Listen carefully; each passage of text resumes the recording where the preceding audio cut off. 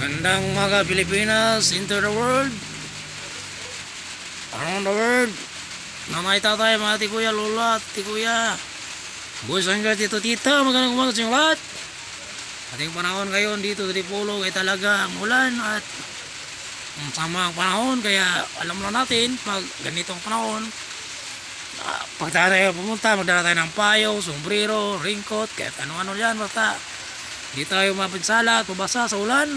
Iwasan lang natin kasi hindi natin alam baka mayroon itong dala sila ng mga lagnat, ubo, ano pa dyan. Kaya sa sarili ating yanda sa araw na ito. Tayo naman ay awit na naman na muling awit si Boy Rapstar. Paggising ko sa umaga ay akin munang nililigpit ang aking hinihigaan.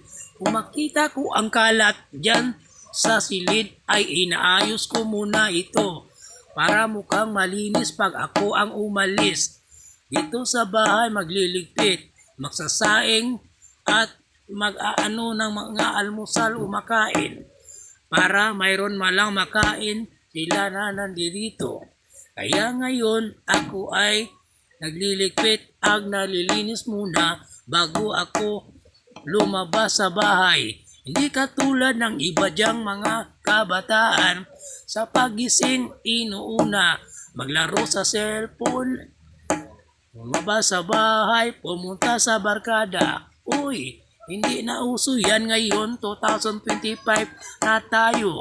Ipakita natin ting mga magulang na tayo ay tumutulong sa kanila sa mga araw-araw na gawain. Yan ang totoo na buhay ng bataan.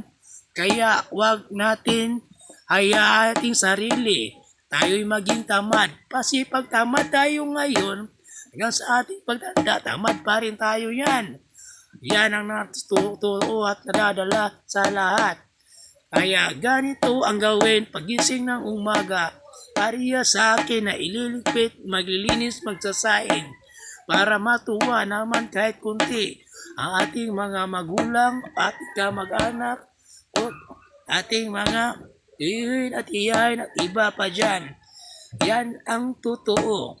Kaya mas maganda, mas malinis, marunong tayo sa buhay at sa bahay, sa ugali, sa paralan, kahit ano-ano pang estilo. Thanks for watching. Next time again, gagawa tayo ng iba't ibang kanta. Thanks for watching.